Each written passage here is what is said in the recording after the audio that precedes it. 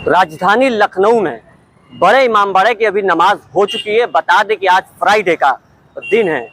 सबसे बड़ी बात यह है कि जिस तरह से इजराइल और फिलिस्तीन के युद्ध को 1 साल से ज़्यादा हो चुका है, वहीं दूसरी तरफ हिजबुल्लाह के chief commander Sayyed Hassan Nasrallah की हत्या के बाद माहौल गर्म हुआ पड़ा है। लगातार जो खबरें आ रही हैं, अब दूसरी तरफ ये भी खबर फैल रही है कि चीफ कमांडर नसरुल्लाह के जो दामाद थे उनकी हत्या कर दी गई। आज उनके भाई के ऊपर मिसाइलें फेंक दी गई हैं। इस तरह की तमाम खबरें लगातार सोशल मीडिया से लेकर के ट्विटर अकाउंट हैंडल तक की ये खबरें आ रही हैं। तो हर तरफ यूपी में अलर्ट कर दिया गया है। आप देख सकते हैं कि मेरे पीछे जहां हम खड़े हुए हैं वो इमामबाड़े का एक नज़ारा है। यहाँ पे पुलिस फोर्स तैनात कर दी गई है। यूपी में हर जितने भी धार्मिक स्थल हैं, दरगाह हैं, मस्जिद है, उन सभी जगहों को अलर्ट कर दिया गया है।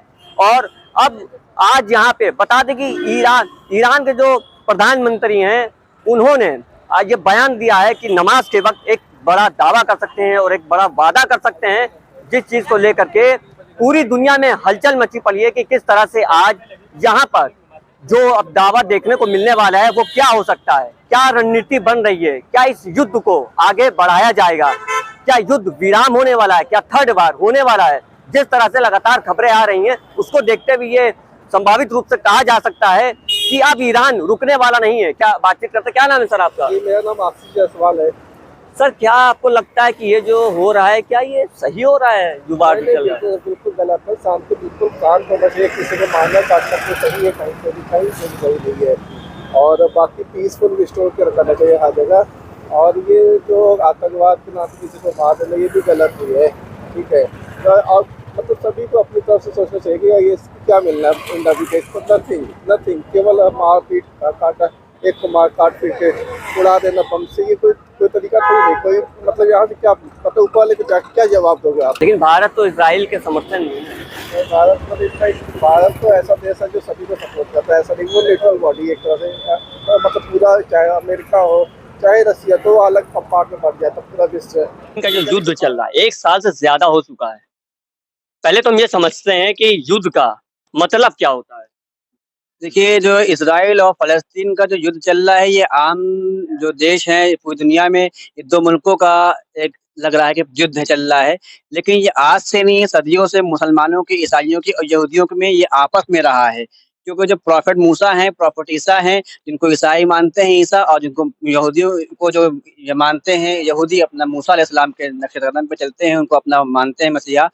मुसलमानों के अंदर जो कुरान है उसमें बाकायदा मुसलमानों के धर्म में जो प्रॉफिट आए हैं 1,24,000 कमोबेश, उसमें ईसाइयों के ईसा अलैहिस्सलाम भी, जो हमारे भी प्रॉफिट हैं, और जिनको यहूदी मानते हैं मूसा, वो हमारे भी प्रॉफिट हैं।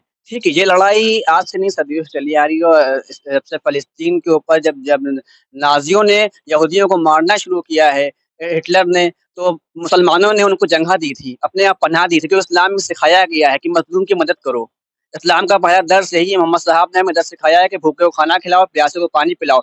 तो हमारा दुश्मन होने के बावजूद भी, दुश्मन के पक्के कट्टर दुश्मन इस्लाम के होने के बावजूद भी मुसलमानों ने उनको अपने वहाँ शरण दी। लेकिन आज वही इजराइल उस फिलिस्तीनियों को उनके घरों से निकाल कर रोड पर ले आया, डिटेंशन सेंटर के तौर पर एक कैंप में रहने को मजबूर कर दिया। आज 65 सालों से, 40 सालों से आज फिलिस्तीन की जो हालत है उसके ऊपर दुनिया तमाशाई बनकर तमाशा देख रही है। निंदा कमेटियां बनी हुई हैं और नेशनल लेवल पे खाली निंदा होती है, उनके लिए कोई कार्रवाई नहीं होती, ना उनके लिए कोई इंतजाम किया जाता है, ना ही उसको अलग स्टेट का दर्जा दिया जा रहा है। यही दुनिया में इजराइल क्या कर रहा है? इजराइल निहत्ते, भूखे, परेशान, अस्पतालों पे बम गिरा रहा है, बच्चों को मार रहा है, अस्पतालों पे बम गिरा रहा है, स्कूलों पे बम गिरा रहा है।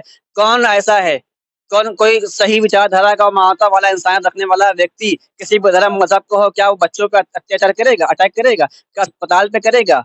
क्या स्कूल पे करेगा जहाँ पे शिक्षा मिलती हो? तो ये टेररिज्म है। इसराइल और ये अमेरिका की मिली साजिश रही हमेशा, जो मुसलमानों को बदनाम करती आई है। एक फिलिस्तीन ऐसा मुल्क था जिसने उनको पनाह दी थी। पूरे वर्ल्ड में वो हर जगह जा चुके थे और सबने उनको नकारा था कि मैं पनाह नहीं दे सकता हूँ, क्योंकि आप जो हैं वो पूरी दुनिया में ये आतंकवाद फैलाते हैं। क्यों हिटलर ने उनको मारा और उन्होंने कहा था कि मैं 4 बंदे छोड़ दूंगा इसराइल के, 4 बंदे मैं छोड़ दूंगा, जिनको जिंदा मैं छोड़ दूंगा। फिर आप मेरे मर जाने के बाद, जब मैं फना हो जाऊंगा, उसके बाद आप देखिएगा तो ये लोग क्या करेंगे दुनिया में, पूरे दुनिया में आतंक फैला देंगे। जिस इंसान ने अपने घर में शरण दी हो, उसी इंसान को आप घर से निकाल के इधर से उधर, उधर से उधर, क्या मतलब है आपका? आप आप क्या बच पाएंगे? आप किसी को मार के बच पाएंगे? आपको भी तो कहने वाला कोई होगा, कोई आपको भी मारने वाला होगा। आज आप उनको निहत्थे फिलिस्तीनियों को मार रहे हैं, बेगुनाह फिलिस्तीनियों को मार रहे हैं, और जो आपके लिए उनके लिए, गरीबों के लिए, मिस्कीनों के लिए, और जो परेशान है मजलूमों के लिए हक की बात करता है, उसको आप कहते हैं कि ये आतंकवाद है। जैसे हसन नसरुल्लाह, जिन्होंने अपनी जमीन को बचाने के लिए, अपने लिबनान को बचाने के लिए और फिलिस्तीन की मदद की हिमायत के लिए उन्होंने जो है जंग का आगाज किया, उनकी मदद के लिए, जब पूरी दुनिया खामोश बैठी थी और पूरे अरब कंट्री भी खामोश बैठे हुए थे, सिर्फ वीडियो और फिल्में और ये सब देख रहे थे, टीवी देख रहे थे।